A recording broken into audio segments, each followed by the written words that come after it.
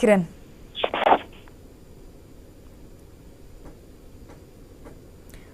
జోగులాంబ గద్వాల జిల్లా అలంపూర్లో గెలుపు కోసం అన్నదమ్ములు వినూత్నంగా ప్రచారం నిర్వహించారు.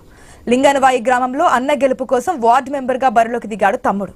ప్రతి ఇంటి గడపకు ఎల్లో పెయింట్ వేయించి ముగ్గులతో గడప ముందు పెయింట్ వేస్తారని హామీ ఇచ్చాడు. ప్రతి ఏడాదికి ఒకసారి ఇలాగే చేస్తారని ప్రమాణం చేశాడు. లింగనవాయి గ్రామ పంచాయతీ సర్పంచ్ అభ్యర్థిగా పద్మరాజు బరిలో ఉన్నాడు. దీంతో హైదరాబాద్ రామోజీ ఫిల్మ్ సిటీలో కాంట్రాక్ట్ పెయింటర్ గా పనిచేస్తున్న రవికుమార్ రంగంలోకి దిగాడు. తన అన్న గెలుపు కోసం ప్రచారం చేశాడు.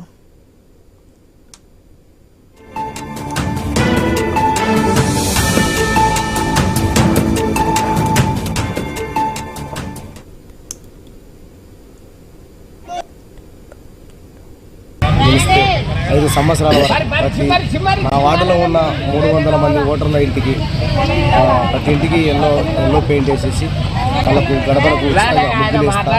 ఒక ఆడపిల్ల పొద్దున్న లేసి గడపమాను నీళ్లు పోసి ముగ్గేసి ఇల్లు చల్లగా ఉండాలా, పచ్చగా ఉండాలా, సంసారం బాగుండాలా, ధనలక్ష్మి ఇంటికి రావాలా, ధనలక్ష్మి మాతో పాటే ఉండాలా ఆ ఉద్దేశంతో పొద్దున లేచి తలస్నానం చేసి గడపకు నీళ్లు పోసి కడిగి ముగ్గేసి చేసి ఆడపిల్లకు ప్రతి ఇంటి ఆడపిల్లకు నేను ఇట్లా చేయాలని మనసులో తలుచుకొని అందరికీ కూడా చెప్పడం జరిగింది.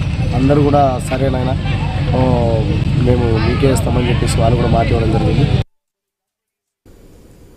కాంగ్రెస్ బెదిరింపులకు సర్పంచులు భయపడొద్దని మాజీ మంత్రి కేటీఆర్